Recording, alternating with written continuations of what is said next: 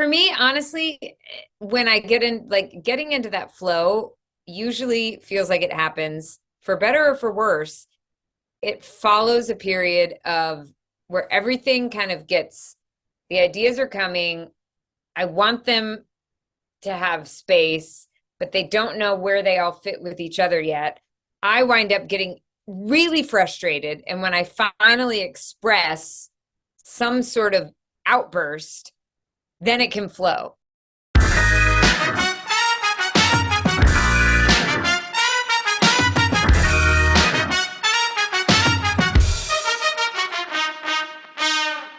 Welcome to the Funny in Failure podcast, a podcast that celebrates failure and shines the light on the emotional side of comedy, with yours truly, Michael Kahan.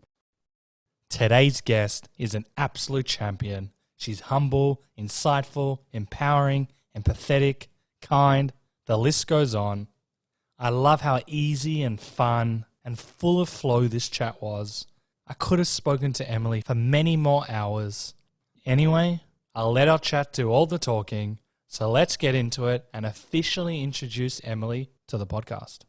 Emily Swallow is an actor who can currently be seen as the Amara in The Mandalorian, as well as the Book of Boba Fett. She played fan favourite Amara in Supernatural. She also voiced Dracula's ill-fated wife Lisa in CASTLEVANIA and was a series regular on The Mentalist and on David E. Kelley's series Monday Mornings. She's also reoccurred on SEAL Team and How to Get Away with Murder, as well as did voice and mocap work for Emily in The Last of Us Part 2. Emily has also performed in plays and musicals from Broadway to Los Angeles. Emily's also in the running for this really cool comp for Waze, Mando Corrections, where if she wins, she can be the voice of Waze through her Mandalorian character, the Amara. So if you want Emily to win, check out the link in the episode notes. So as you can imagine, we dive deep and we cover a lot, such as doing Comic-Cons and strange requests, flow, The Mandalorian, people-pleasing, control, meditation, almost having a career in foreign services, The Mentalist, and creativity. Before we get into this chat, in case you aren't aware, the videos are now available on YouTube under Michael Kahan. That's Kahan with a K, unless you're listening to it already. I find it adds a new element and dynamic to these chats. I'll still be posting snippets of these chats on Instagram under Funny and Failure, so check them out if you want to stay in the loop for upcoming episodes, or you want to ask a guest a question. I'd also love it if you would share the podcast or share your takeaways from the chat. It really motivates me, helps the podcast grow, and ensures I can lock in amazing guests like this one. And just as a final reminder, the podcast comes out every Monday at 5 p.m. Australian Eastern Standard Time, with the video to follow the following day. Anyway, sit back, relax, and enjoy today's epic episode. This could be a great place to start, given that we were talking about Comic-Cons. Yeah. I heard, and I know Comic-Cons are so much fun, and we'll dive into it a little bit, but I heard someone got a tattoo of your signature on their arm. I'm wondering, is this a common occurrence? Well, apparently now it is. Because since I don't know when you heard about it, but it happened. Okay, well, the very first tattoo that I witnessed of me, not my signature, but me in character as Amara was after I did one of my conventions in Melbourne. And there was a lovely, lovely gentleman there who participated in during the Q&A panel that I did with Amy Gumenick, who's another actress from Supernatural. We hosted an impromptu talent show. Oh, cool. We just decided at the last minute that we were going to do that. And this gentleman came up and he was part of the talent show, and I'd met him and we'd interacted. And then a few weeks later, he messaged me on Instagram with just a picture of his upper thigh. And there was a huge tattoo of my face as Amara. Wow. So that was my induction. And I was sort of glad that I had met him, and I knew him to be like a very nice gentleman and, very sweet, because, it's just like somebody's body part with a tattoo. And then just a few months ago, I was at a convention up in Prince George, British Columbia, and there was a guy there who And this is not uncommon that they have tattoo artists at conventions. That's okay. That's a weird Yeah, statement. I don't know that it's the best idea. I'm not sure that's like something you should do on a whim. Yeah. But they do good business. Yeah. And so this again, a lovely gentleman, very kind, very courteous, comes over to me. He and he asked me to sign his arm because he wanted to go get a tattoo. And he said, you know, I didn't even know I was going to come to the convention today. Wow. I this was just everything lined up perfectly, and I'm here. And my girlfriend, she's getting a tattoo. She was getting a tattoo of another actor. And so he decided he was going to get the armorer helmet, and then he wanted me to sign my name across it. And so I did. And then That's a this lot. happened again in, I don't remember if it was Adelaide or Melbourne this trip, but when I was in Australia, there was a young lady who asked me to sign her arm and got the tattoo right there at the convention. Wow. I feel like congratulations. Obviously, your characters have resonated so well with me. Have I mean, resonated I so hope well. that they don't change their minds about it, you know? Well, Like suddenly they hate my character. That would stink. I think, isn't it like, I know it's a bit, they were very respectful and they weren't creepy. One had a girlfriend, so it's not like an advance or something. But isn't it wild that someone either they've planned it out or haven't planned it out and they're like, you know what, I have to get the character that you played on my body part. That is just a wild concept to me. Yeah, it is to me too. Well, especially the signature part, the autograph. And this actually does seem to be a common thing. I've met so many people at conventions with autographs of people that they really admire. And I said to the guy, the first guy who got my autograph up in Canada, I said, please don't steal my credit cards because you've got my autograph. Like, you can use Amazing. it anywhere, I guess.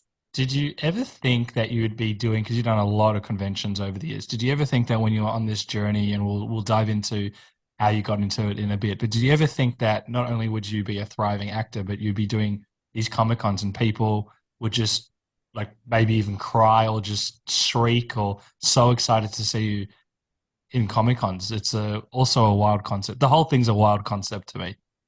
No, because I didn't really know what Comic Cons were like. So I didn't even know necessarily who showed up there.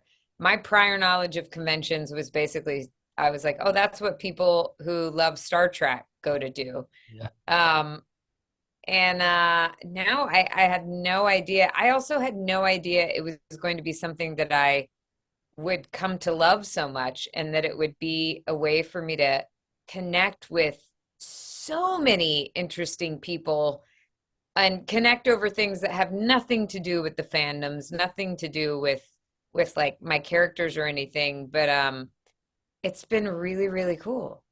What's it like when you see so many people so excited to see you? I've spoken to a few people that have done things like this. Because you would have so many people that want to see you and talk to you, how do you kind of manage your energy levels? Because it could be quite intense. Yes, and I used to get really, really worn out by it because I think I worried I needed to like take care of every single person. Um, because you don't know, you know, you only have a few minutes with each person. They've spent money to be there. They love whatever, you know, number of shows that you're on. And so you want each interaction, I want each interaction to be really special. And I think I used to think, well, I know I used to think I had to work harder to do that and try to like, you know, if somebody was nervous, like take care of all of it. And if somebody didn't know what to say, then come up with the most perfect thing to say. And I realize more and more that it's I mean, in the same way that you know, if you know you're going to have an important conversation with somebody, you might think a little bit about what you're going to say in advance, but it's best when it's just spontaneous. And Yeah. so I do try to just create a space for people where they don't feel rushed, where they feel like we're having a genuine interaction, because then I enjoy it more too. And I try to leave it up to, you know, whatever needs to happen in that moment. If somebody has social anxiety, I do try to put them at ease a little bit, but I think I used to think like, oh, I need to like fix this for this person and like, you know, take care of it forever. And I would put myself in their shoes and I would be so worried about them, and they're going to be fine. And it's so much fun because so many unexpected points of commonality wind up coming up. And that's when it's really fun. I mean, I love talking to people about the shows that I've been on. I love hearing their opinions about it.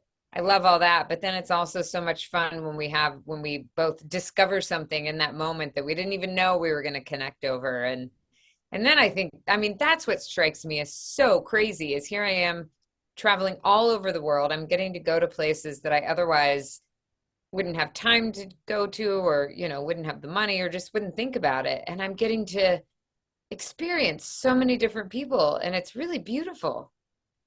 I'm very proud of you, and it's so awesome about the experiences that you can get. You've also developed this skill, which is literally mastery.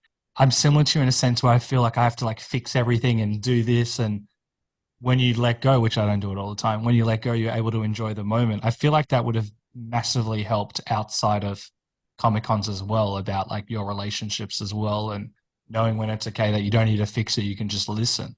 Have you noticed anything there of like you're impacting your relationships or just how you view relationships?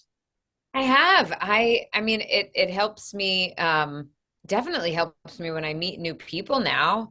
And when I go to, big parties or places where there's going to be a whole lot of people, or meeting somebody new. And yeah, I do think that it helps me listen a little better. I mean, you'd have to ask my husband. I'm not sure. I won't promise that. Yeah. Um, but I do appreciate the value in not thinking I know where the moment's going to go, and not thinking I know where the conversation's going to lead, and letting things be surprising.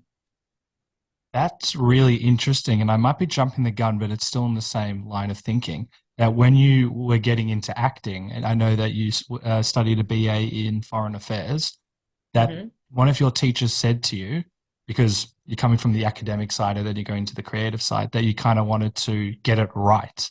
And the Yes. advice that they gave you was that if you try to get it right, you're either going to be boring, you're either going to be bored or you're going to be boring.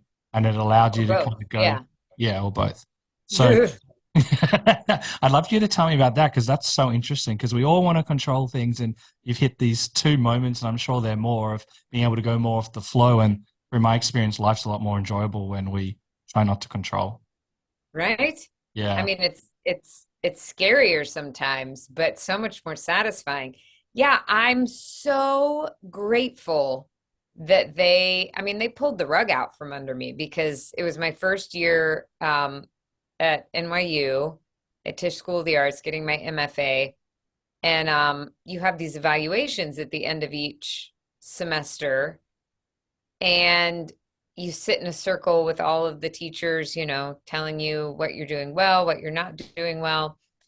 And there was one guy in our class who'd been put on probation a little while before that because he had been physically violent with somebody. Whoa. And so that was like what I knew about being put on probation. Um, that was pretty a That'll be clear cut fun. reason. Yeah. And they put me on probation because they said I had to stop trying to get things right, and I had to be willing to fail. And of course, I wanted to know, well, what does that mean? And that wasn't, a question that they could answer. And it was not, I know that there's all these stories about drama schools being like emotionally abusive, and it really wasn't. Okay. I don't feel like they were trying to like intimidate me, but I do think they realized it was something that I was going to try to figure out. And so they needed to do something to really throw me off balance. And it helped because I was so frustrated and so at a loss, and they hadn't given me a course of action. And so I was willing to just throw my hands up and say, all right, well, I'm just going to do what I want to do, which is, of course, what you should do when you're a creative person. I mean, yes, you collaborate with other people and that gets shaped into different things, but you have to lead with what you are inspired to do, even if it's quote unquote wrong, because all of it gets you to the thing it needs to be. And I remember I heard Philip Seymour Hoffman say in an interview once that he he was talking about rehearsing the Seagull, which he did with Mike Nichols directing in Shakespeare in the Park, and he said that he would spend so much time in rehearsal trying out these ideas that he knew were not good, but they were stuck in his head, and so he had to physically work through them to like get them out of his head so he could make space for the other thing. Or sometimes he would be so fully committed to that thing that he knew was like not really going to work, but then it would open up a door to something else. And so, you know, it was a necessary part of the process. And whereas I think I was thinking, well, I have to like think about all the different ideas and skip over all the ones that don't work and immediately in performance, you know, do the one that's the best, whatever that means. Yeah, so it was just it did the trick. So was it, What they said to me. because to me, that's life advice. To get out of our It head. is. Yeah. Absolutely. I mean, I have said to so many people that not only changed my acting, but it changed my life. And and you know, I learned so much that I'm willing to learn so many lessons as an actor that I need to learn in life. I think because it's, you know, through this other portal of storytelling. And that's why we have stories. You know, we tell kids fables, we tell like Jesus told parables because people hear things better when it's through a story than they do if you just say like you need to do this. And so I was able to learn that because it was something I was willing to do for my acting, and then absolutely realized I needed to do that in my life as well. It's pretty awesome of you, especially coming from the academic side, because just as a context, I used to be an accountant. I'm now in creative stuff, doing screenwriting, doing podcasts, and the brain works very differently. There's the one, this is just through my experience. I'm not saying that you did this. We have to control it. It has to go this way. And I was very stubborn. But then as I like tried to get the right and the left side of the brain working together, I've allowed for that space. But at the start, I was very stubborn. So someone may have given me that advice or put me on probation. I could have been like, nah, they're wrong. I'm right, which is ridiculous. But you just embraced it very quickly, which I'm very surprised about. Was it just like the stakes there were no stakes? You just realized that you'd be okay? Like what was going on then? Well, I knew I wasn't going to figure it out by trying to figure them out. And I hadn't really been listening to what it was that I wanted to do. So, you know, you saying that you would have said like, you're wrong, I'm right. I think that I didn't have enough, honestly, I didn't have enough confidence and hadn't taken enough time to really decide what kind of actor I wanted to be, like what I wanted my process to be, how I wanted to try things. And that was the whole reason I had gone to grad school, is because I performed a lot in undergrad. Yep. But I knew enough to know that my instincts were not always enough, because I'd played some really challenging characters that needed some of, I mean, you were talking about, you know, getting the right and left sides of your brain to work together. And so I was all about like trying to get all the tools and all of the practical things, but I still hadn't really reached in and said, this is absolutely what I want to be doing for me, no matter who, like puts a roadblock in the way, or no matter what. I was still doing it, hoping that they were going to keep telling me that I should be doing it and that I was doing it right, because I needed that affirmation. And I think that it helped me let go. I mean, basically they said, we're not going to give you any affirmation.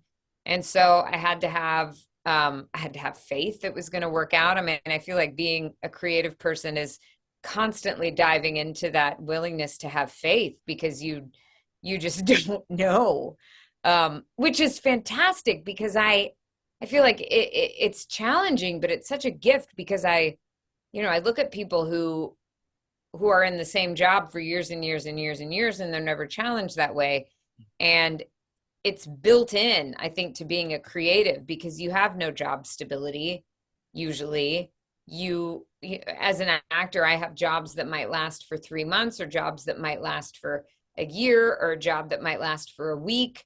I don't know when the next thing is coming. And so it's constantly, I'm either going to go crazy and be miserable and drive everyone around me crazy, or I'm going to choose to have faith and see where it goes. I really like that perspective, because this is something that I'm trying to, level up in, even though I hate saying level up, but just being able to, okay, there's a few components on this. You're saying, you're looking at your ego and saying, you know what, I can actually improve, I can grow, and I actually want to do this for the long haul. All of these are rare at a young age. So you're actually tackling it head on. And you've also given yourself the space to say, you know what, I've got this opportunity to explore me and how I want to do it.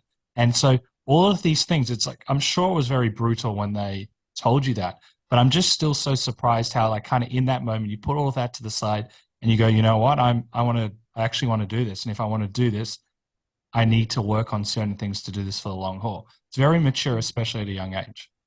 Tell me more about it. Well, it sounds so mature the way you're saying it, but I definitely, I mean, I cried, I ranted and raved, and I felt like I had failed, but not in the, in a helpful way. I just felt like and of course I still, it's still a challenge. I'm still, there's still times when I want too badly to get approval from other people to feel like what I'm doing is right. And some of that is natural. I mean, Yeah. when we perform, we have an audience, like it's built in. And it's very helpful feedback. But yeah, I love that you do make it sound like, man, I was just so wise, and I just Awesome. took it in stride. And no, it was very messy. Which was also great because I I gained a lot from allowing myself to be sort of despondent and be vulnerable and to let other people see that. I mean, at NYU, the grad acting program, there's only 18 students in each class. Oh, And my class had started, our first day of training was September 10th of 2001. So the very next day we went to school and we saw the World Trade Towers fall. it took me a second. Wow. And Yeah. so we bonded very quickly. And to be willing to show these other people that I was, in this program with, that I did feel lost, that I did feel discouraged, and to sort of let go of that pretense of having it all together, because I think I grew up feeling I'm and to this day still I feel like I get cast in a lot of like very strong, confident roles, and so much of the time I'm like, but that's not me at all. What? I'm a mess. I'm falling apart. So I know how to like put on the veneer.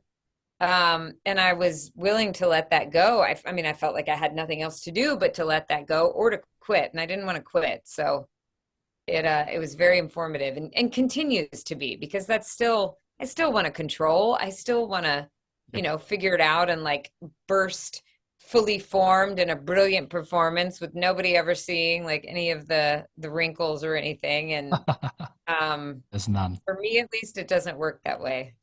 Well, it's a nice, I assume you sometimes reflect on this because it's a great, as we said, life lesson as well.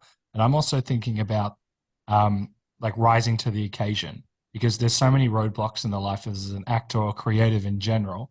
And you hit a roadblock early, which would have felt brutal, as you were saying, and that you rose to it. It informed you, it allowed you to explore so many different sides of you, and you still went forward. So I'm wondering, not that it really matters, but did the teachers see like, wow, you actually really want to do this, and it gave you this sense of, I really want to be an actor? Because you could have done the foreign affairs, you could have gone somewhere else. Mhm. So it must have cemented this love for the craft, and I'm sure your peers and your teachers saw that as well. Yes, it did.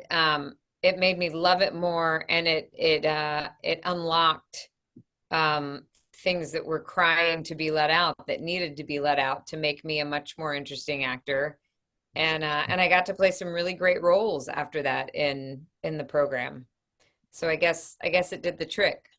And when you talk about playing strong leads or strong roles, did you absorb some of that from your characters? Because you mentioned, which I don't believe you, but you mentioned that you were a bit of a mess at the time. Sometimes when we can emulate, not that we take on the character, but we can emulate positive traits because we're exploring it within ourselves. So you can be like, oh, you know what, I can Absolutely. actually do that, or I am this, or yeah. Yeah, I learned so much about myself through characters, and I learned that I have access to things that I'm willing to allow discomfort a lot more for the sake of a character that I'm trying to find, I think than I do in, in my own life. I'm trying to fix it. I'm trying to fix it, but um, I'm trying to get that to that place of balance where I can, and I'm so solution oriented. My father was that way, and I often in my marriage, have to do the thing of, instead of saying like, well, here's what you should do, I have to say, do you need me to just listen right now? Do you want solutions? Because I always go to wanting to fix things. Um, and it I definitely get to learn that I possess some of these things that I want characters to have, because I have to go there. I have to be in that space. And then it's a lovely surprise sometimes that I already have that, or sometimes it's something that I want more of. And so through the process of allowing it for the character, it then becomes part of me. It's such a wonderful journey to get to embody different people in different situations, and to have permission to behave badly, or to, you know, get out all sorts of things in ways that are not like societally appropriate. Yeah. It's a huge gift. When I first started improv and I had no acting or I didn't do any of this stuff. And it was almost like I was a robot where one thing gets activated and then it kind of just shoots through all of your body. I'm like, wow, I can do this, or I can explore this, or I can play the arsehole, or I can play the goofy person, Yeah. and no one cares. And it was just, I wouldn't say it was a drug because that's got negative connotations. It activated something in my brain that I didn't know was there. And then plus, you got theater, acting, all of these things where you kind of feel like a superhuman when you're in that flow state. Actually, I'd love Yeah. you to tell me about that flow state, because in my experience, the creatives can activate it the best, if that's the right way of saying it. Just that state of being so grounded and present, and you just feel alive. Do you get those moments? Do you know what I'm talking about? Do you I want me to- do. It's the most wonderful feeling. And I feel it more in theater, I think, than I do with anything on camera, simply because you have a longer stretch of time to be in that place before you have to cut and rearrange and, move stuff around. Um, but I feel it in auditions sometimes. I mean, it's so exciting, because I feel like for me, the process starts out like every single time I start work on an audition. I just had to tape one a few hours ago, and I get the script and I look at it and I have all these ideas, but my first response is not usually excitement, because I know I'm going to have to go through that necessary period where it feels horrible because the ideas are in my head, but I don't own them enough to really inhabit them. And I have to allow, I mean, I either have to like completely do a complete cold read of something, or have spent a lot of time with it, because anything in between, I feel like I get so hung up on the things that I want to happen that can't happen yet. And even with that, I feel like I'm learning how to get better at not judging that, because I think just with the nature of auditioning and how sometimes you don't have a lot of time, again, it's an act of faith. I try to trust that the amount of time that I have is the amount of time I need, whether or not it feels like it. And sometimes you get like 20 pages of material that you got to put on tape the next day. 20 pages? Yeah, it's Whoa. nuts. That's when you usually know a casting director hasn't really taken time to decide like what's essential. Because they're That, busy too. Like I they're like, get that, okay, but these scenes are good. that sounds very overwhelming. I know you probably mastered Yeah, of memorizing, but if I saw that much, no, oh, because I can't memorize it until I really know it and yeah, of inhabit course. it.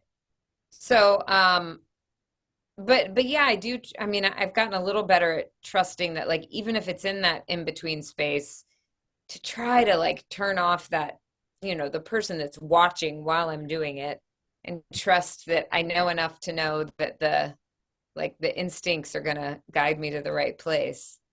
That's very interesting. We've heard so many people in on the podcast and also off air in my life where, and we all do this, where we want to get it done right, which is what we're talking about, and the judgment side.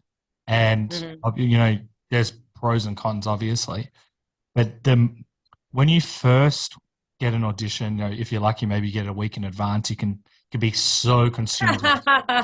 Okay, you got a story there. Tell me. Has it changed? Well, a week in advance, that never happens. Yeah. That's why I said if you're lucky. But, you have the night before seems to be more of a common occurrence, but you can get a few days before if you're lucky. Yeah, a few And days. Sure.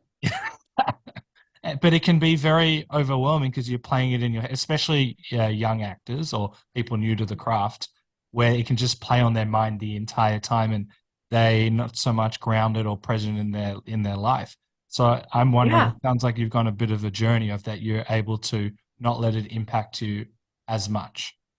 Am I right? Oh man. Yeah. I mean, I used to be unable to, it was like impossible to be present in life when I had an audition I was working on. But then I started to realize that just because even if it was occupying a corner of my mind, um, I wasn't always, that didn't mean I was necessarily working on it. And so now I find, because so it could take up a lot of time without me actually being very productive. And I got to a place where the rate on the return of my investment of time was just not good. Like I would spend, hours and hours, like basically from the time I got it until the time I had to do it, sort of vaguely thinking about it. And now more of what I do is like, as soon as possible after I get it, I try to spend a really concentrated amount of time on it. There is a structure to it. Oh, cool. There's certain questions that I need to answer. There's certain elements of a scene that I need to figure out, certain elements of staging it, if it's something that I'm going on camera for that I have to figure out. And then I have to let it go for a while. And if I've done that concentrated work at the beginning, then that's when the inspiration can surprise me. And I heard Elizabeth, oh, I've forgotten her name now. She wrote Big Magic, Oh, and Elizabeth Gilbert. I've got the book. yeah, Elizabeth Gilbert. I heard her talk years and years ago. She did a podcast interview about creativity, and she quoted Henry Ford, who said that genius is 99% perspiration and 1% inspiration. And I do find that I have to like do some pretty methodical work and then let it go and like trust that that work is there, and then the inspiration can come. Um, and I do have to put boundaries on it. And honestly, it wasn't really until I got married that I realized like how much time I was willing to let auditions take up that just was taking me out of life. Because then when I had this other person who, wanted to make time for it, and my husband and I were long distance the whole time we dated. So Oh, we really? weren't actually in the same place until we got married. And like I remember the first play I did once we were married, and it was the first time I'd ever rehearsed and performed a play while living with another person. And so I realized, oh, I can't just like bring all of this with me all the time, nor do I want to, Yeah. right? Because I mean, I believe that my acting is going to be better if I can be fully present in my real life and really soak up those experiences. But yeah, I'm not always excited to get an audition because I know it's going to be this hitchhiker on my mind like the whole time I have it. And I really do I have to know like when it is I'm going to work on it. Otherwise I worry that I'm going to run out of time. And then I have to follow through on that. And then I have to let it go. I I like the structure that you've put in place, and also like allowing time like for your partner or just anyone, that it can't just be all consuming. It's something you said, which I also have in my notes as well, which is really important. Doesn't matter if someone's an accountant or a creative. What you just said is that to have you experience a full whole life will make your craft better. You're not just Mhm. an actor, for example.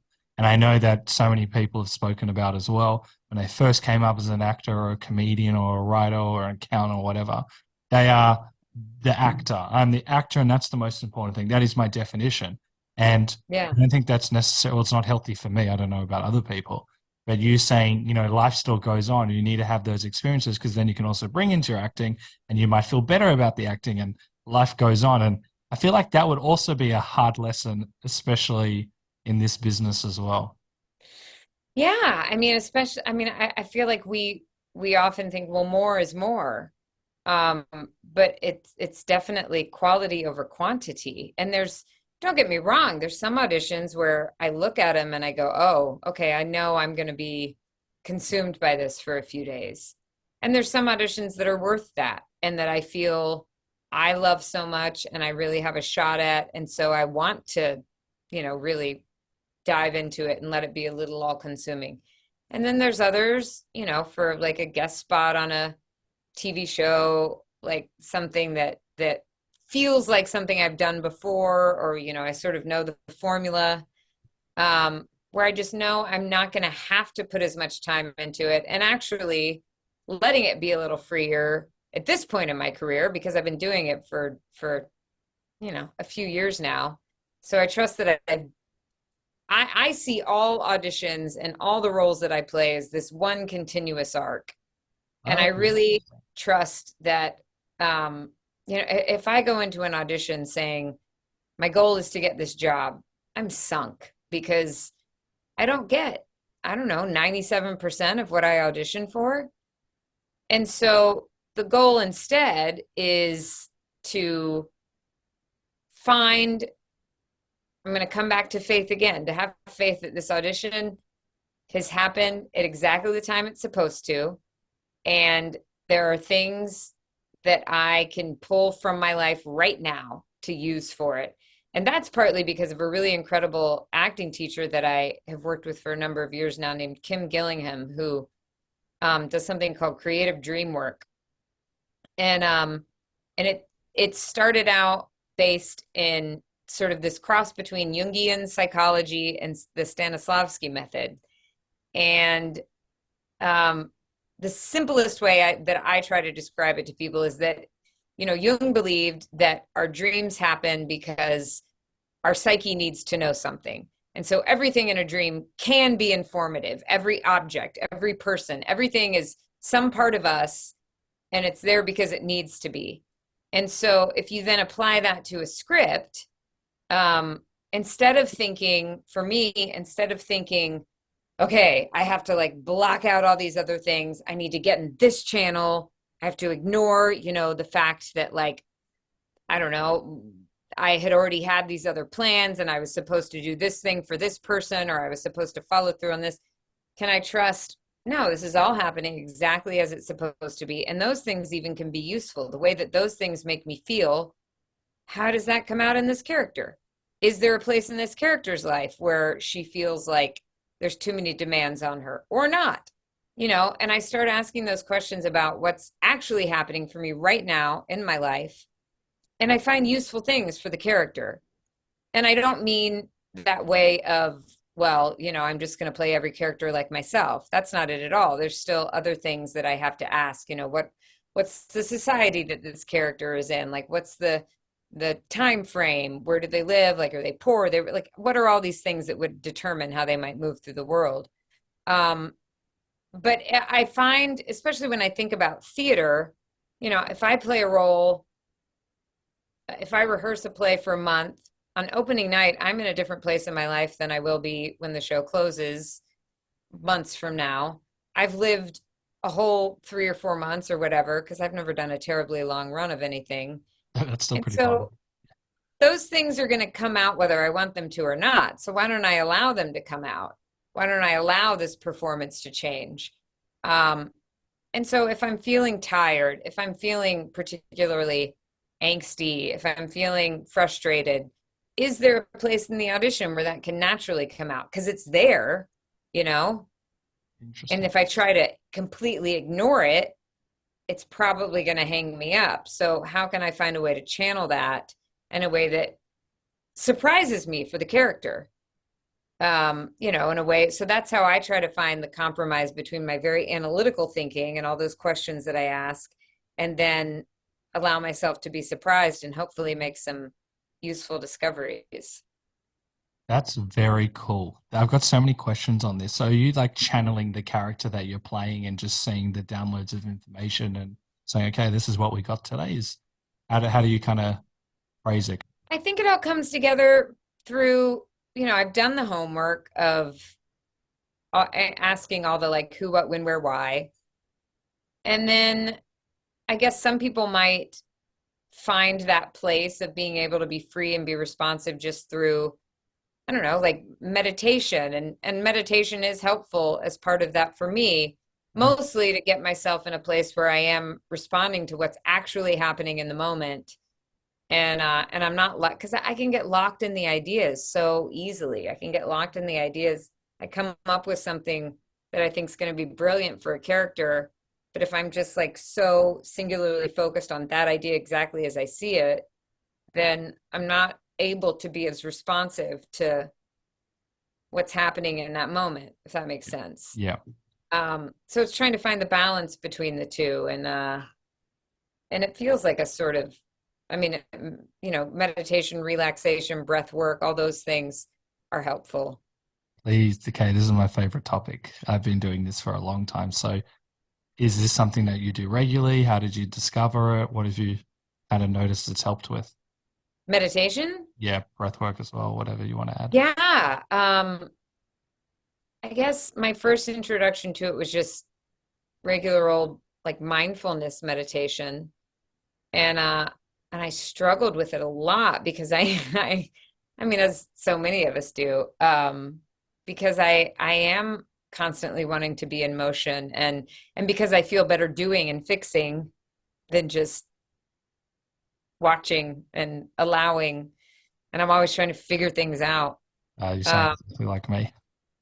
yeah, and so I've gone through periods where I try to meditate for 20 minutes twice a day. I've gone through times where I just do it in the morning. I've gone through times where if I can get in a minute every now and then, it's fine.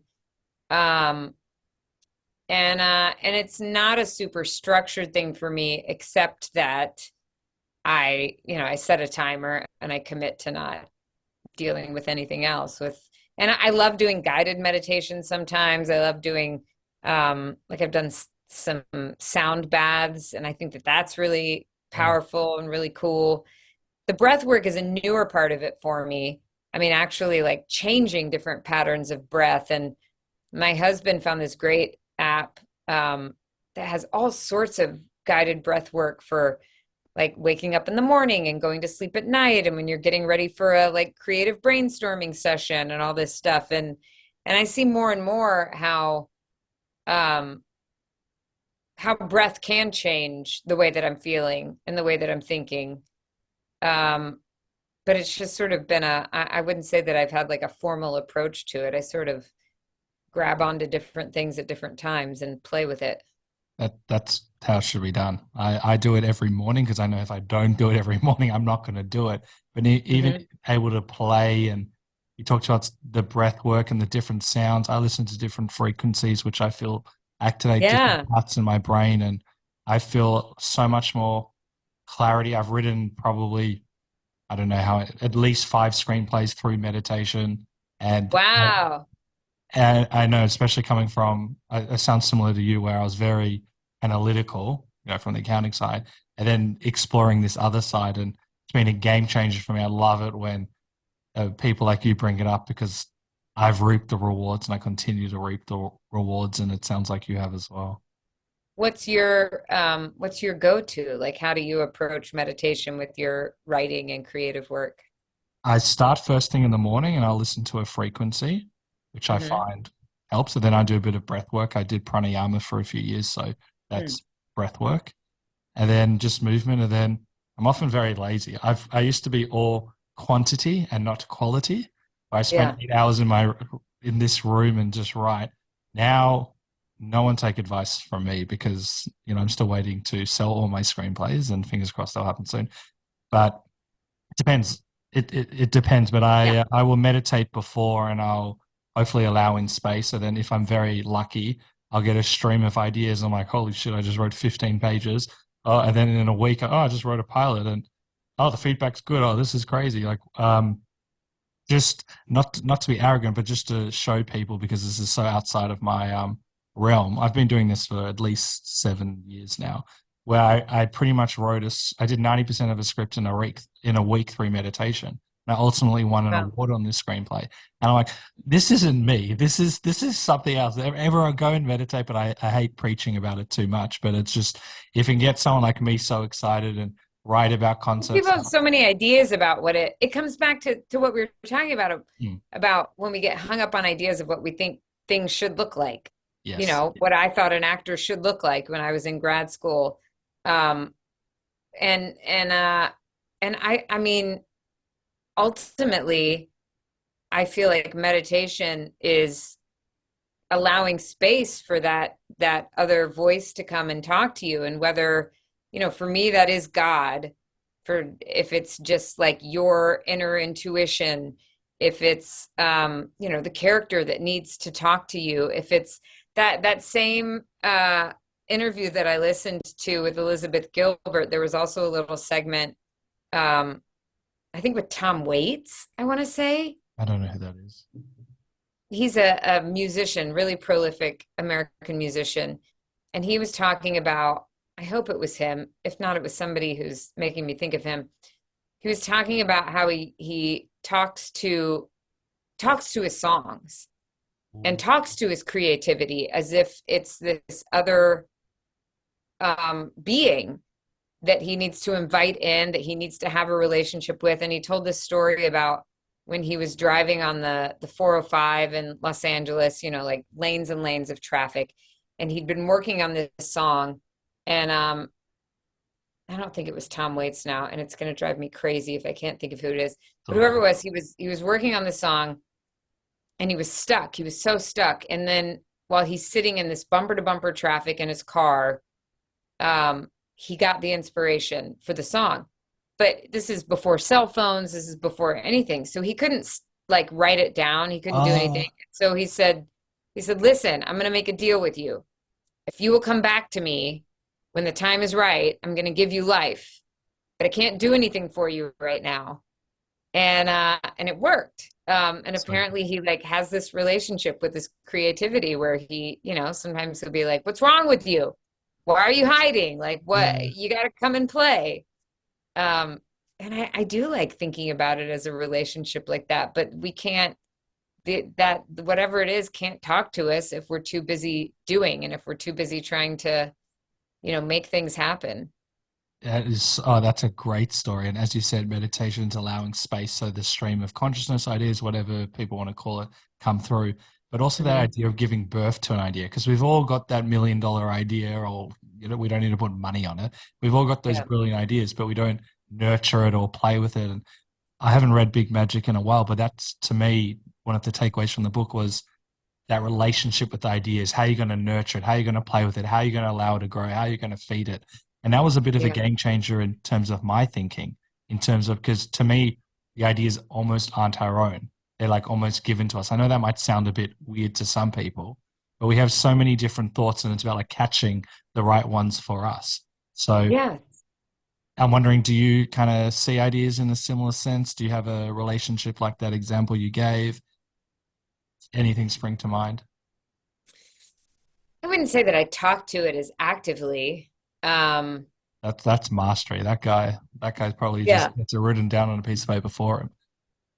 For me, honestly, when I get in, like getting into that flow, usually feels like it happens for better or for worse. It follows a period of where everything kind of gets, the ideas are coming. I want them to have space, but they don't know where they all fit with each other yet. I wind up getting really frustrated. And when I finally express some sort of outburst, then it can flow.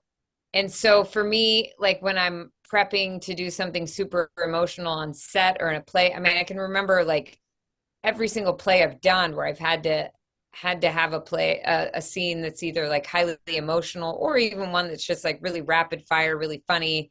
You know, I need to be volleying back and forth with my castmates. Well, I always have to have some space backstage where I can like punch things, where I can pound, where I can sort of release all of this tension, because I guess that's what it does to me, is like all these ideas start creeping up and I'm like, oh, I want you to come out. I want you to come out.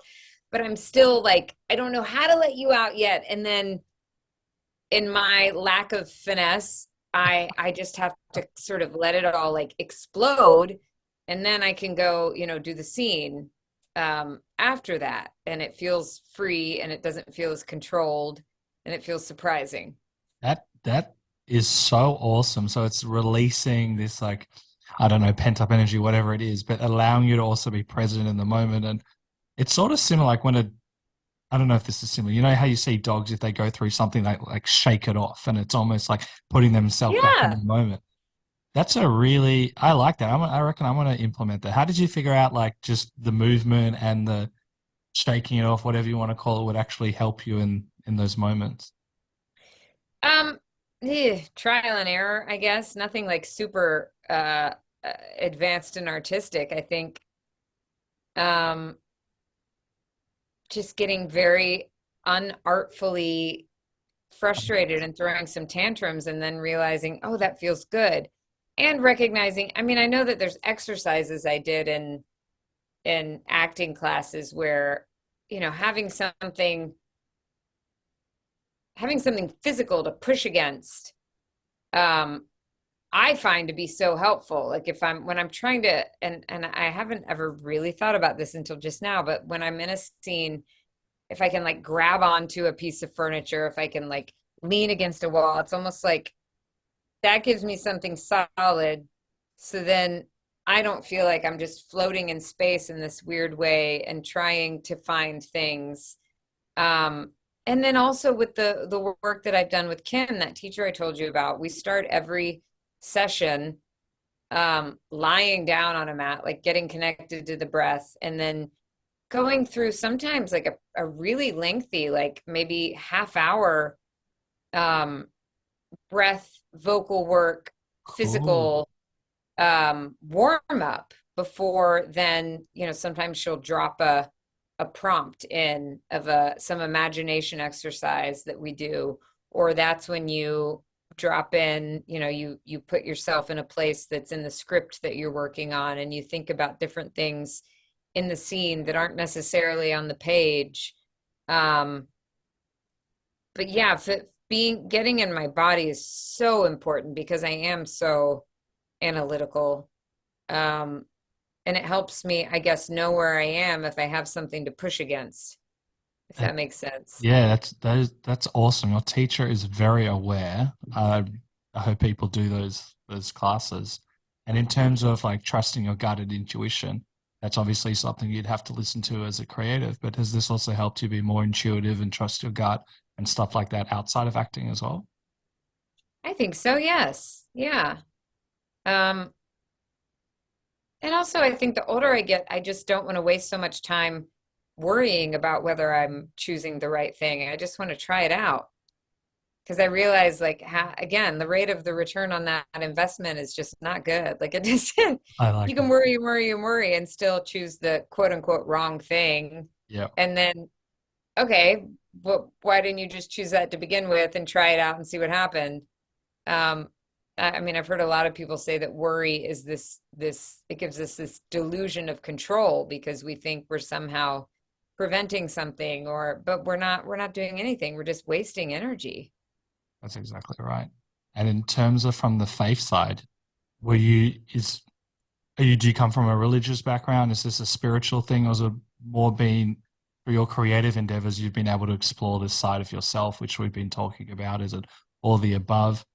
I was raised in a Christian home and then sort of um, let go of all that when I went to college because I started studying Judaism and Islam and of course just I mean the Church of Intellectualism.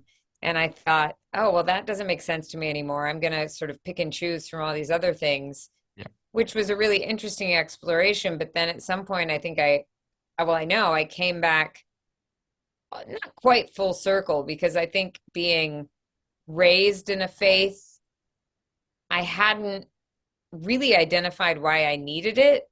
I knew, or if I needed it. Um, I felt like I was doing what other people told me to do. And there were parts of it that were very personal, but it needed to be challenged. And I think that faith in anything, like it needs to be challenged. You need to be able to question it. And so I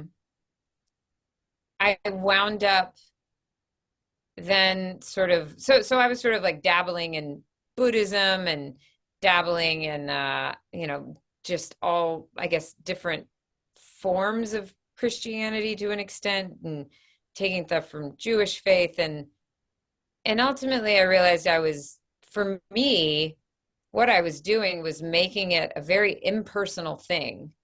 Um, Interesting. and now I would describe it as yes, it's a religious thing, but oh man, I feel like that word is so weighted. Yes, Um, it but shouldn't be. I do believe in the God that I grew up with. But it's a much more personal relationship now, and it's one where I can show up fully as myself. And there's definitely things that I pull from other, discoveries that people have made in other spiritual disciplines that are helpful for me with my relationship with God.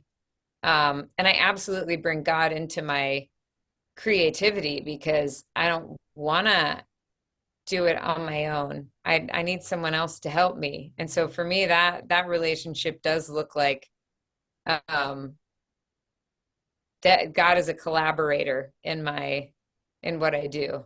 Cool. I like those perspectives of and I will get into why you've done foreign affairs. I know I've said this 100 times, but it's always interesting when, and I don't have the answers. Everyone, if it works for one, that you keep going at it. Everyone's got their own unique relationships, and I think that's important. But it's so interesting of how you went to the foreign affairs and you allowed yourself to question. And you're right, with any faith of any kind, regardless of what it is, the questioning is so important. It helps in Yes. every aspect of life, and you gave yourself space to question it. And it sounds like you can call it whatever you want. I mean, no disrespect. It sounds like you've made it, well, you said this very personal, which is great. That's, from my perspective, how we thrive. And you've added in these spiritual elements, and that's so awesome.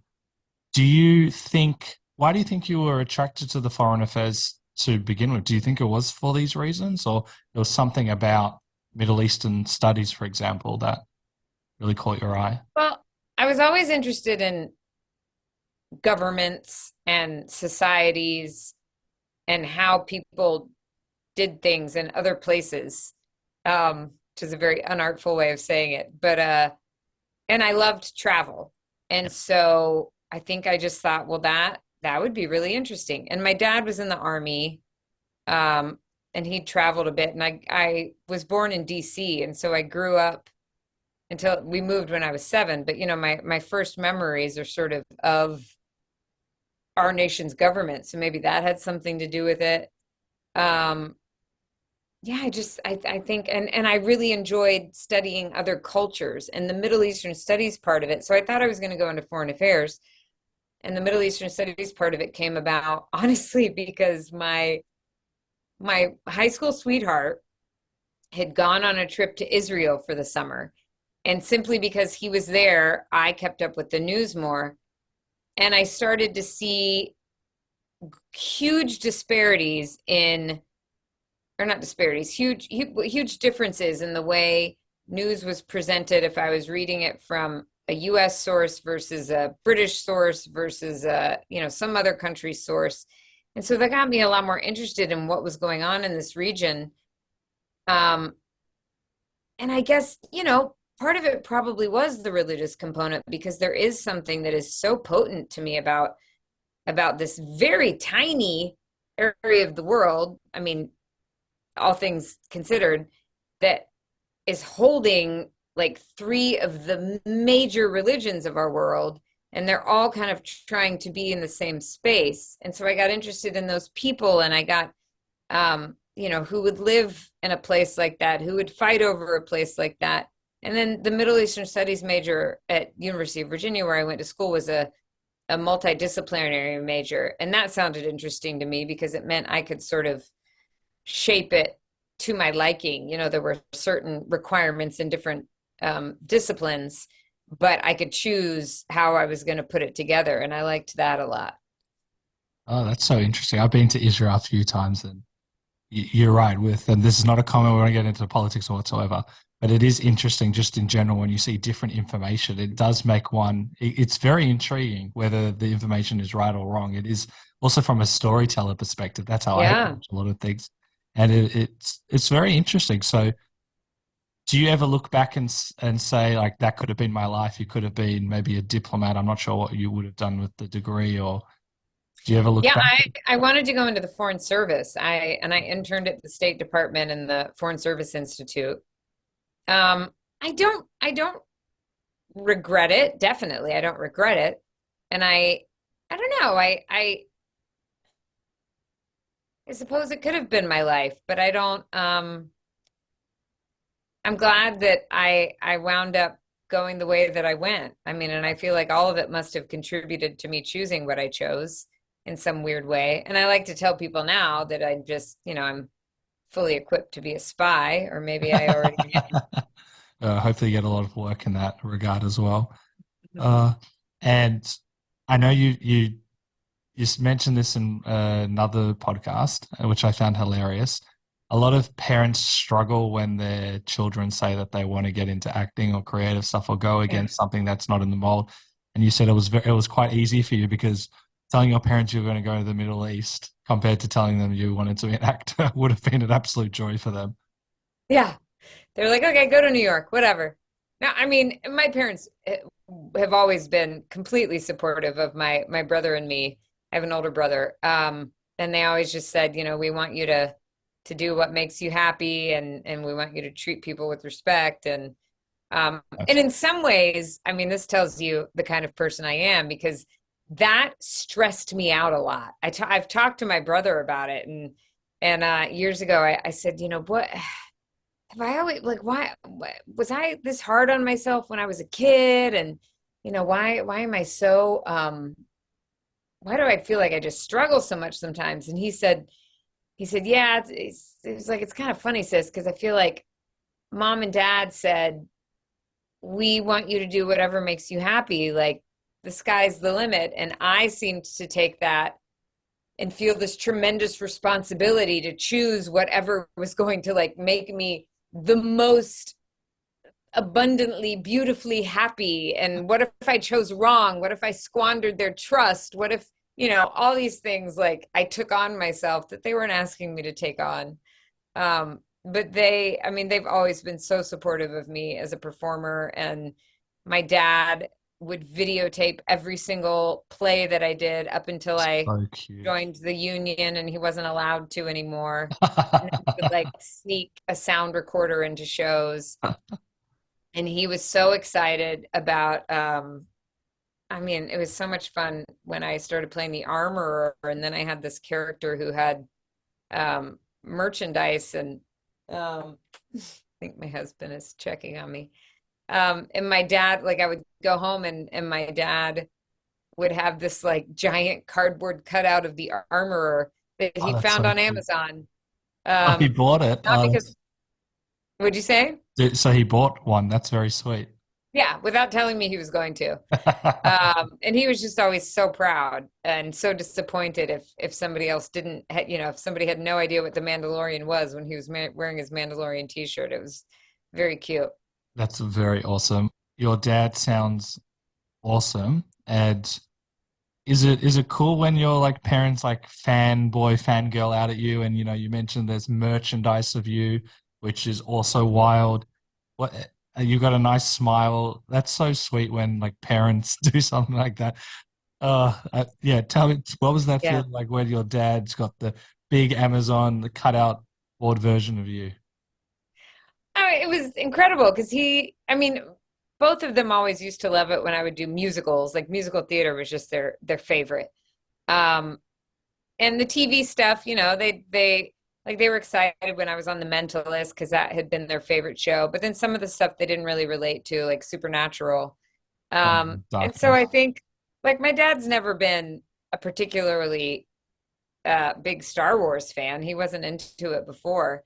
So for him to want to like get t-shirts and get cardboard cutouts, it was just so sweet. And I knew he was so proud. And I've never doubted that they are proud of me, but I don't know, there was just something so frivolous about like buying the merchandise that was really endearing. And he passed 2 years ago from cancer, and he would always wear his armor t-shirts like when he would go to doctor's appointments and stuff, and he wanted to talk to them about the Mandalorian, and he would tell them that his daughter was on it, and then if they hadn't seen it, he would tell them about why they needed to see it and what a great show it was. And oh man, it's just the best because my parents always just wanted me to be happy, and I just want them to be happy.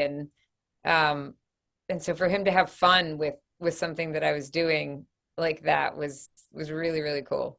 I'm so glad that you've had those moments, and it's nice when, because you mentioned at the start where you felt the pressure of your parents giving you the space to thrive, and then seeing how they responded. Yeah. That is awesome. It's contagious. I want to just tie up a few things before we wrap up. Um, actually with the Mentalist. So the Mentalist you joined, I think like season 5 or season 6. You can correct Season me. 5, yeah. And that's one of the biggest shows at the time in the world. And we could talk about this for ages, but I've had a few guests that when they join a show like The Mentalist, where they think the world's going to change, and obviously you did a great job. Your career's been flourishing since, but they think that when the show ends, they're going to have all these movie offers. They're just going to be all these people saying, do you want to do this? We're going to book you for 5 years. So I'd love to know, after The Mentalist finished, how did you cope with the ego side? If there was an ego side, I would think naturally there would be, and I'm not saying that's a negative thing, but just going from that Yeah. experience. Well, I actually had, I had such an interesting experience with the end of that because, so yeah, I came in halfway through season 5, and the show was going through all these big changes, and they were, introducing a few new characters.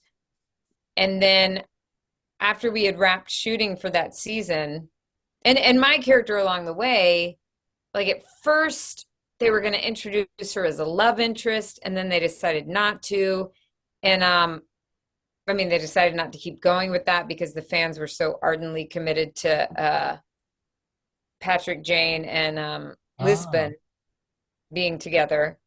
Um, and the show was going through a big transition because Bruno, who is the showrunner, had just left to go do Gotham.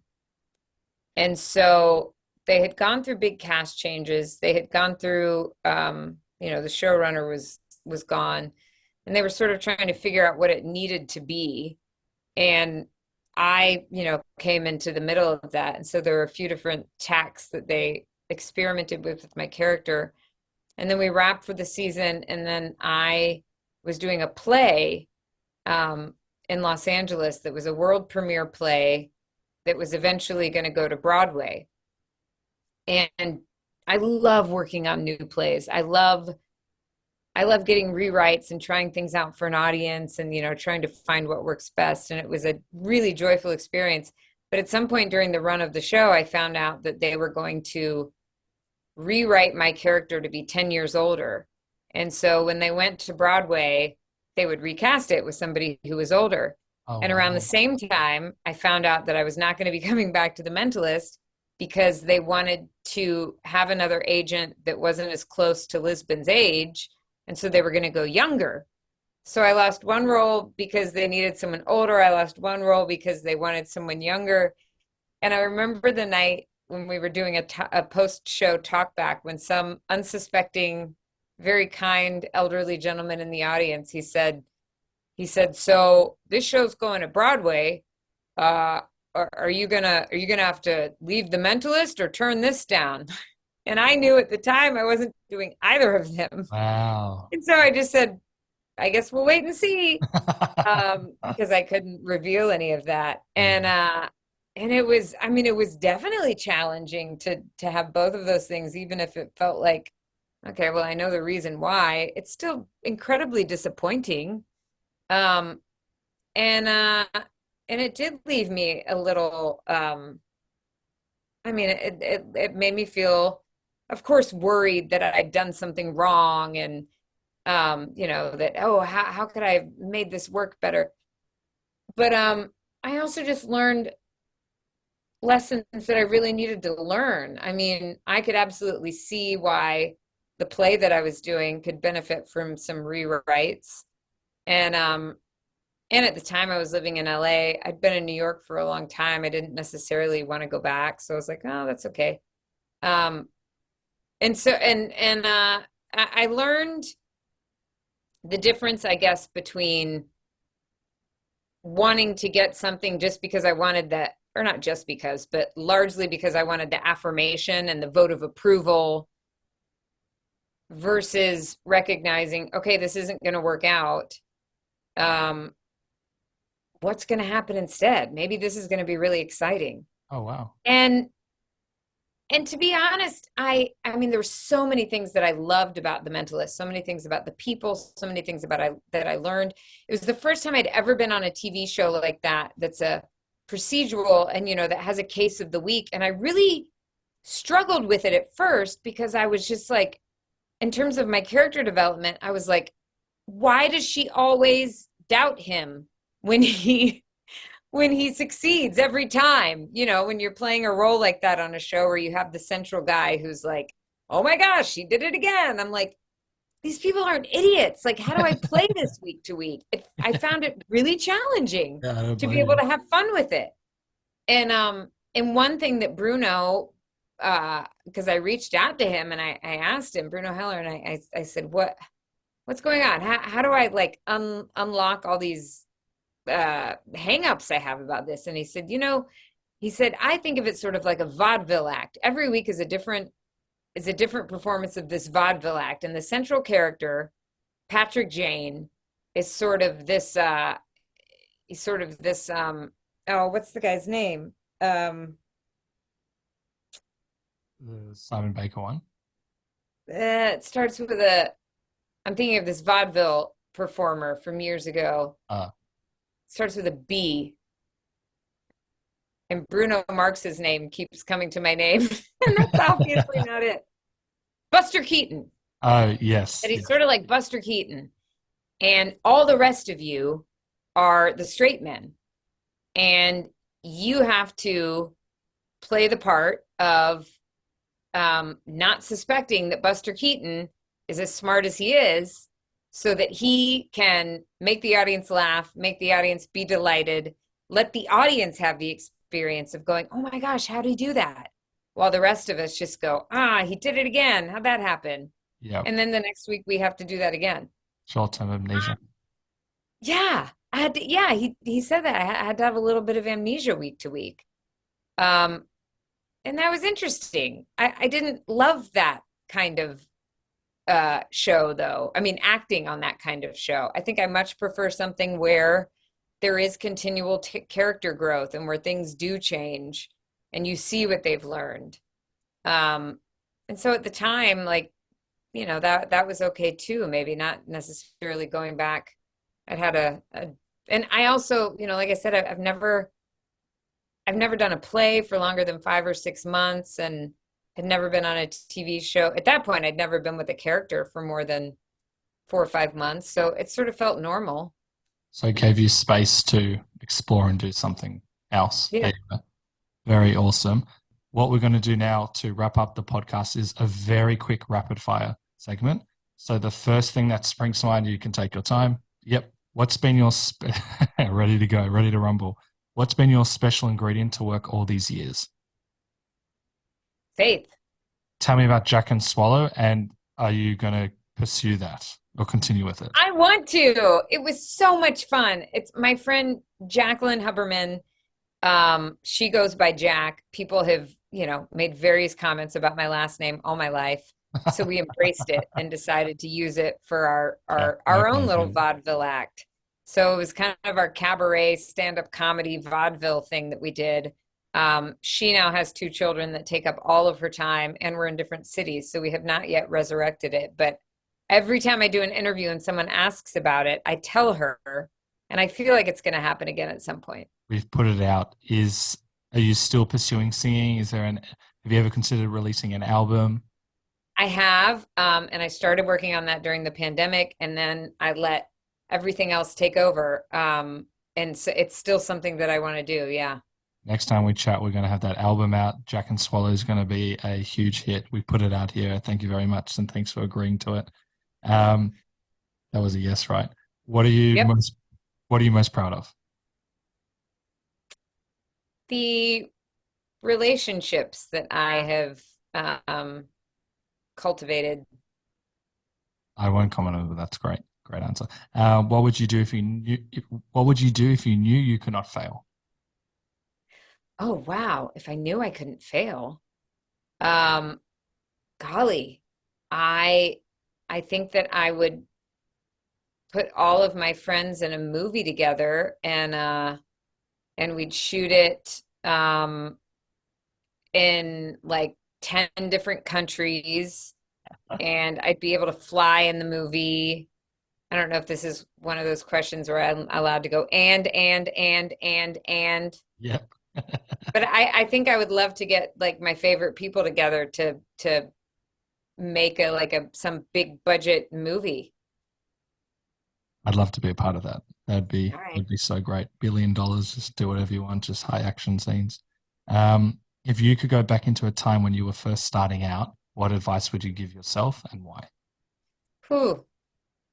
Um, well, I think I would tell myself like, no, seriously, don't be afraid to fail. Seriously, seriously, seriously. Like don't half-ass it. Like really tremendously fail. Because Oh, I think, there's still caution that I have to sweep out of the way very often. and the last question before I ask how people can follow you and keep up to date with you, what is the one question I should have asked you? Oh, should. I don't have any shoulds. Anything you want to tie up? Anything there? Um, when is this going to air? A week and a half. You could ask me whether I would like to record some of the Armorer's lines for Waze because they're doing a contest right now to get a Star Wars option on Waze because of a tweet that I tweeted. So Ways people the should go vote. is Ways the maps? Yeah. Oh, that's so interesting. So your voice could potentially be on it. And it happened because there's this meme that people kept sending me that was a picture of the armor and it just said, whenever I am driving in my car, I want my nav system to say, this is the way when I turn in the right direction. And I kept getting sent that. And so finally I tweeted it and I tagged Waze and I said, when's this going to happen? And they responded right away and they started a contest. And if people, I guess if they get enough votes, then they're going to have a whole like series of Star Wars prompts as one Oh of the Waze voices. my goodness. Can you send me or your team send me the link and we'll upload that in the episode notes? That would be, Yes, that would be can I awesome. get this is, so how would you do it? This is the pitch. We're on Wave. How would you say the Mandalorian? I forgot what it's called. I don't want to, this is the way. Oh, Yeah, I forgot what it's called. The Creed. That's right. well, I think it sort of depends on whether or not the person follows my directions immediately, or if they do one of those things where they're like making wrong turns and they're having to be redirected. Because in that case, it would be a little more annoyed and it would be like, this is the way. Oh, that's so good. But if everything's going well and they're just following and we're not in traffic or anything like that, I would just say, this is the way. Okay, we're going to, everyone, I don't even care if you watch the show. Please, it's going to be in the episode notes. We're going to find it. We're going to do this. Yes. So before we go, how can people follow you, keep up to date with you, and all of that cool stuff? I am on Instagram and Twitter as Biggie Swalls, which is BIGESWALLZ. I'm on TikTok as official Emily Swallow, and I have a Facebook fan page. And I try to respond to messages and stuff, but it doesn't always happen. I find there's always like hidden folders and all sorts of places that little pockets things get into. But I do every Wednesday I post something for This Is the Way Wednesday on my Instagram. Oh, And cool. I love it when people contribute to that. So people should look out for that. Amazing. Those will also be in the episode notes so people can check it out. Thank you so much. You're so empowering. This is a great chat. I love diving Thank into all you. these This is different. wonderful. Yeah, this was awesome. Thank you. I love how Emily talks about flow and listening to our ideas. She references Elizabeth Gilbert's book, Big Magic, where one is encouraged to nurture an idea by listening to it, brewing with it, playing with the idea, and oftentimes we can build that idea into something extraordinary. Oftentimes when we receive an idea, we can talk ourselves out of it. Emily encourages us to not attach a label to it, be courageous, that is not thinking about in terms of money or it must be a bestseller, etc. But essentially when those ideas come into our mind, sit with it, get to understand it, put all the judgment to the side, be kind to yourself, and let's see what you can cook. So I'll leave you with this epic quote. The universe buries strange jewels deep within us all, then stands back to see if we can find them. Elizabeth Gilbert, Big Magic.